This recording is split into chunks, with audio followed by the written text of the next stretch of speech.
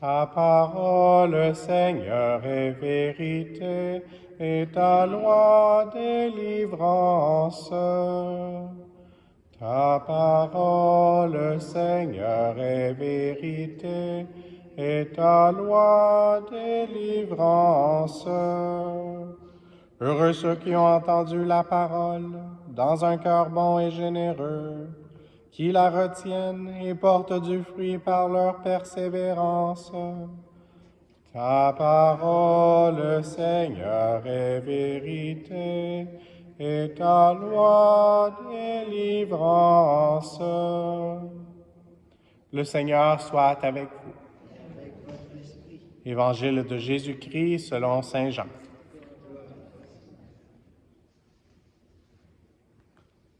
En ce temps-là, Jésus enseignait au temple de Jérusalem.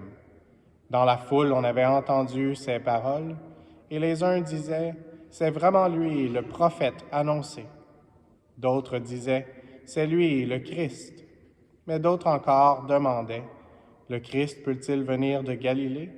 L'Écriture ne dit-elle pas que c'est de la descendance de David et de Bethléem, le village de David, que vient le Christ? » C'est ainsi que la foule se divisa à cause de lui.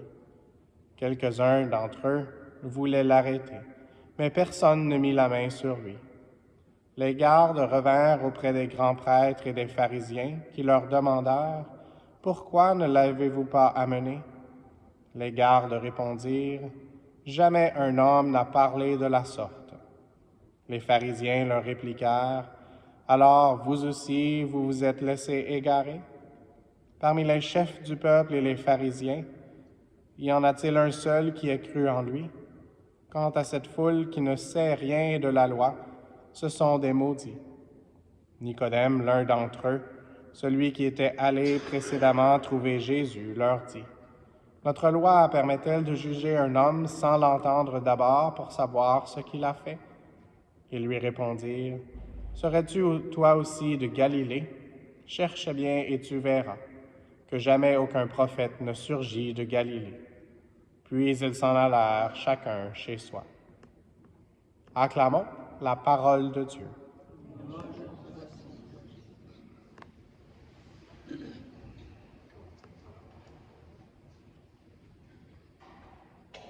Une des accusations contre la foule aujourd'hui, c'est celle-ci quant à cette foule qui ne sait rien de la loi. Ce sont des maudits.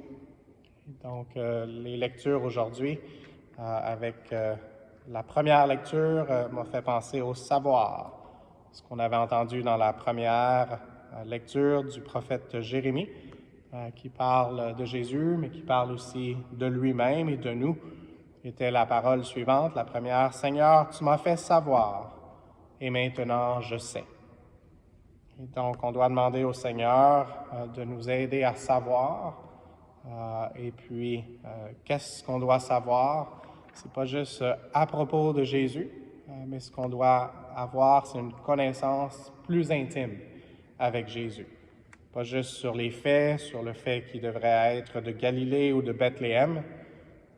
Nous qui avons lu les autres évangiles, on sait qu'il était de Bethléem, puis qu'il était parti en Égypte, ensuite qu'il est revenu en Galilée. Donc, Galilée n'était pas vraiment son origine, et même Bethléem est son origine, oui.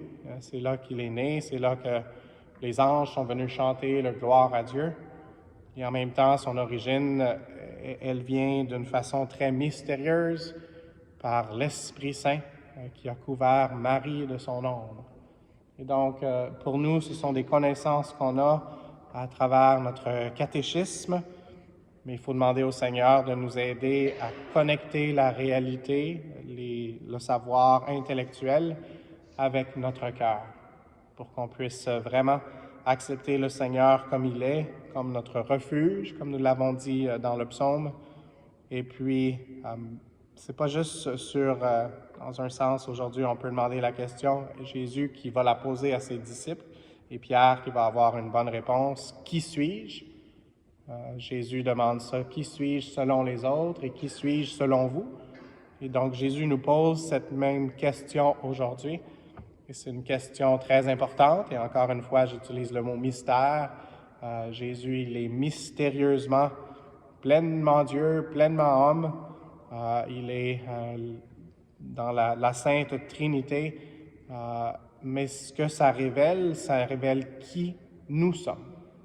Et donc, pas seulement Jésus qui dit « Qui suis-je » et on essaie d'avoir l'Esprit Saint et de se faire enseigner avec Maman Marie pour comprendre qui il est, mais ça nous permet de comprendre qui nous sommes. Qui suis-je? Moi, David.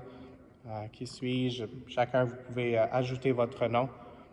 Et donc, demandons vraiment au Seigneur aujourd'hui, alors que nous approchons de sa passion, de sa mort et de sa résurrection, de le reconnaître et de méditer sur le mystère qu'il est et demander à l'Esprit Saint vraiment de nous aider à entrer et pour que le savoir devienne un savoir-faire aussi, de comment recevoir cette bonne nouvelle puis la transmettre aux autres, et maintenant un savoir-être. Je suis bien content que l'homélie soit en français aujourd'hui, parce que ce sont des beaux mots, puis on n'a pas vraiment ça en anglais. Et donc, le savoir est quelque chose de très important, et c'est ça que les Grecs essayaient de trouver par la philosophie, mais Dieu veut nous aider à savoir faire aussi, à aimer Dieu et à aimer notre prochain, et finalement à savoir être, reconnaître notre identité en reconnaissant encore plus profondément l'identité du Seigneur. Et quand on est un peu confus, répétons son nom. Jésus, c'est le nom au-dessus de tout nom. Il y avait une mention de ça dans nos Écritures aussi. Et donc, demandons à Jésus de nous aider à répéter son nom, pas seulement avec nos lèvres, mais aussi avec toutes nos actions. Amen.